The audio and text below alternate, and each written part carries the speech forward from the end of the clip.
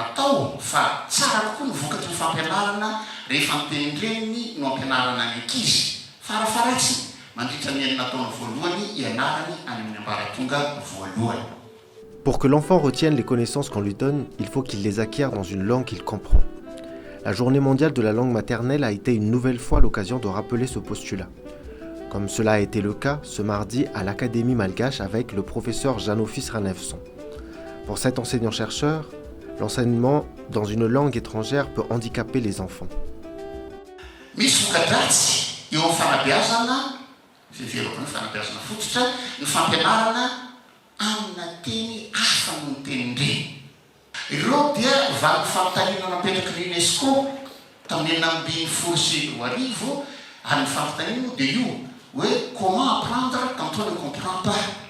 Ahoana moa ny aza ao-javatra rehefa tsy azo ny zavatra itenenana azy.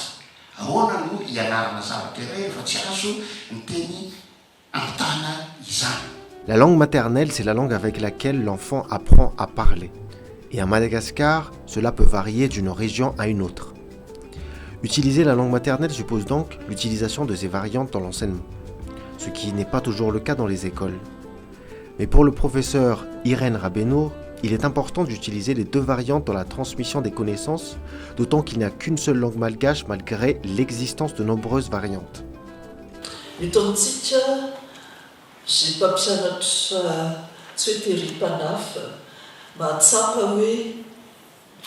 Fanalavitra loatra ny mpianatra izy fa tsy mampiasa ny fitenin'ny mpianany no manao an'izay fa zo tsirairay mampiasa ny fiteniny eto amintsika zo ihany kanefa zo sy adidiny tsirairay koa mianatra ny teny malagasy fenotra.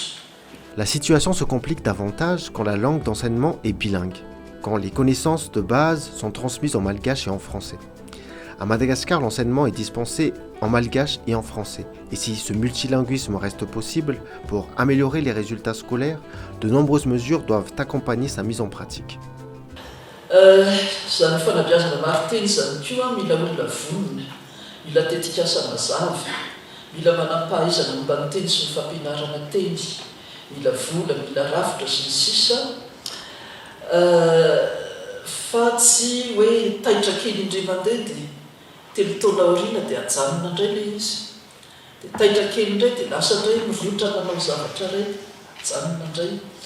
Dia io laza koa hoe indrindrindrindra mila finiavana, mila fahamatorana, mila fahatozona satria lavitresaka zany. Mais les plus grosses difficultés dans la mise en pratique du multilinguisme sont liées au contexte social, à la valeur sociale de la langue et à des questions budgétaires. Les malagasy mametraka saraka eo teny dia tsy malagasy reo fa ny olombelona mihitsy manao zany hoe ity teny ity teny ambony kokoa ahitana tombontsoa kokoa no ny teny ary matetika ny tenin'ny tenany no ambaniny. Misy ny malagasy tsy mahafantatra afa-tsy ny teny frantsay. Zay ny olana zay. Tsy mahafantatra mihitsy afa-tsy ny teny frantsay.